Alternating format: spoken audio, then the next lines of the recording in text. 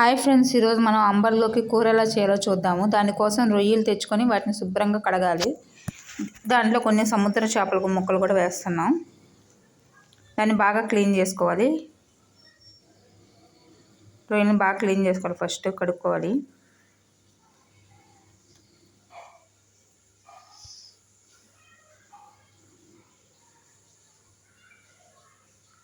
వాటికి 2-3 సార్లు బాగా కడగాలి రొయ్యల్ని. ఆ రొయ్యలు బాగా వాటికి తల తోక మాత్రమే తీస్తారు. వాటిపైన ఉన్న పొట్టు అవన్నీ తీరు పూర్తిగా, ఎందుకంటే అవి కూడా టేస్టీగా ఉంటుంది.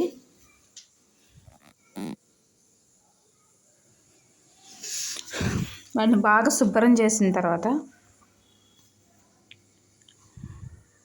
ఈ అంబలి కూర చేయడానికి ఆ నీళ్లు, కూరలో వేసే నీళ్ళు వచ్చి మనం రోజు అన్నం గింజ ఉంచే నీళ్ళని తీసి పక్కన పెట్టుకోవాలి. ఒక 3 days దాకా వాటిలో రోజు కలుపుతూ ఉండాలి నీళ్ళని. ఆ నీళ్ళల్లోనే కొంచెం రాగి పిండి వేసి కూడా అంబలి చేస్తారు. ఆ నీళ్ళనే కొంచెం మిగిలితే కర్రీలాగా చేస్తారు. ఆ నీళ్ళతో చేసే కర్రీ ఇది. పుల్లగా ఉంటుంది. అంబలి కూడా పుల్లగా ఉంటుంది. 3 రోజులు బాగా పులిసిన తర్వాత ఆ నీళ్ళలో పిండేసి చేస్తారు. ఇది ఎలా చేయాలి? ఫస్ట్ రొయ్యలు కడిగిన తర్వాత పసుపు,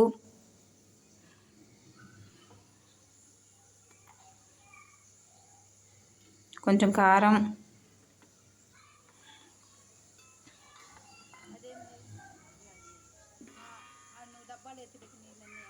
ఆ నీళ్ళు, ఇవి అన్నం రోజు గింజ ఉంచిన నీళ్ళు. ఇవి 3 days తర్వాత ఇలా చేస్తారు. అంబలి చేసుకుని ఆ అంబలిలోకి ఈ కూర వేసుకోవాలి.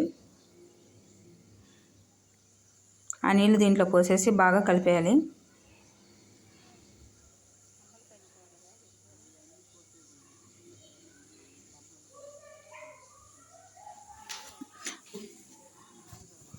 ఆ నీళ్ళు, అంబలి నీళ్ళు పోసేసిన తర్వాత బాగా కలపాలి కూర మొత్తాన్ని.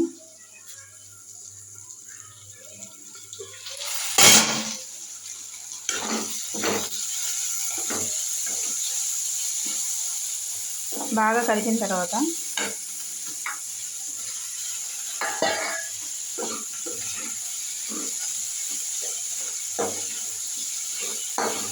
గోంగూర తీసుకొచ్చి పెట్టాలి. దాంట్లో గోంగూర శుభ్రం చేయాలి.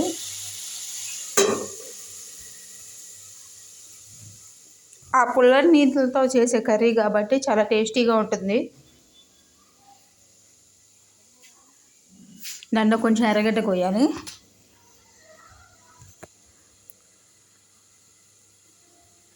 ఎర్రగడ్డ కూడా కోసిన తర్వాత టమాటా వేయబడలేదు దీంట్లో.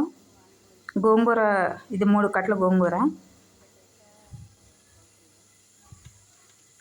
కూడా వేసేయాలి.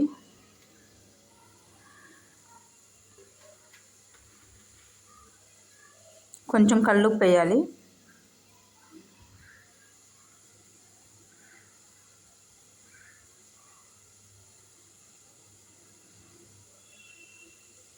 కల్లుప్పు కూడా వేసిన తర్వాత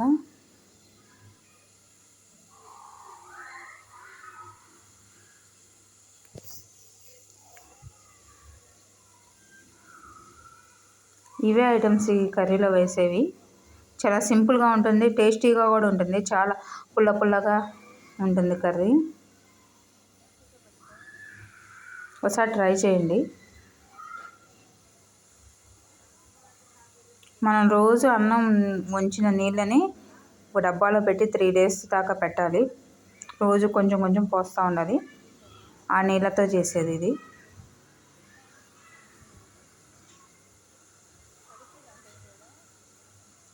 సాల్ట్ అంతా వేసేసిన తర్వాత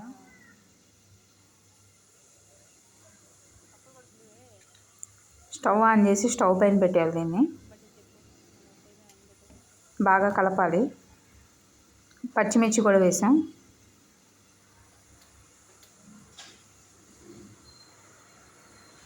దాన్ని తీసుకెళ్ళి స్టవ్ మీద పెట్టాలి. ఇలా మూత పెట్టేస్తే బాగా కొంచెం సేపు, ఒక 20 minutes ఉడికిన తర్వాత చూడండి కర్రీ ఇలా అయిపోయింది. ఇప్పుడు ఇది చిక్కపడటానికి మనం కొంచెం ఆ అంబలి నీళ్ళనే పెట్టుకొని ఆ నీళ్ళలో రాగి పిండి కలపాలి.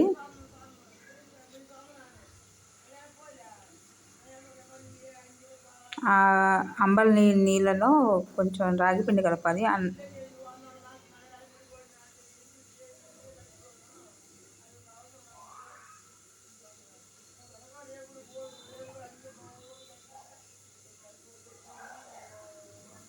చూడండి బాగా తెల్లుతుంది కర్రీ. రొయ్యలు గోంగూర అంతా ఉడికిపోయింది.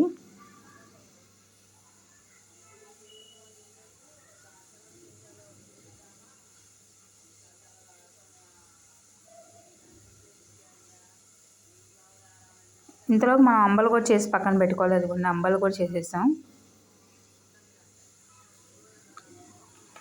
అంబలు అంటే సంగట్లాగే, అది కూడా ఈ వాటర్తోనే చేస్తాము.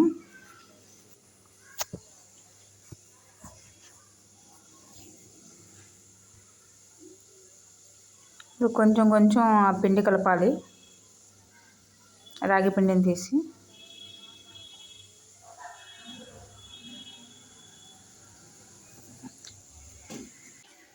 కర్రీ రెడీ చేసేసుకోవాలి. ఇప్పుడు రాగి పిండిని కొంచెం కొంచెంగా దాంట్లో పోయాలి, పోస్తూ కలపాలి. అది ఎక్కువగా పోయకూడదు, చూసుకోవాలి మనం, ఎక్కువగా చిక్కపడకూడదు. చూసుకుంటా కలుపుతా చూసుకుంటా పోయాలి, ఎంత పోస్తే సరిపోతుందో అంత.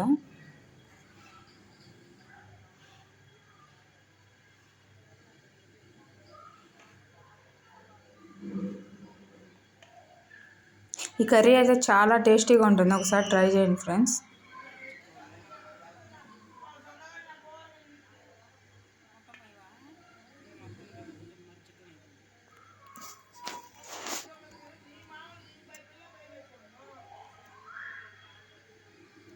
సరిపోతుంది ఇంకా పిండి, ఇంకొంచెం పోయాలి. ఇలా కొంచెం కొంచెంగా పోసి చూసుకోవాలి.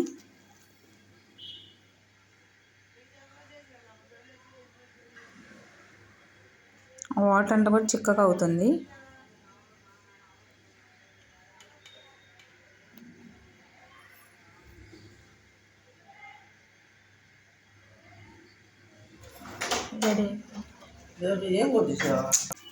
అలా చూసుకుంటూ ఉండాలి మనం, అది చిక్కబడుతుందా లేదా అని.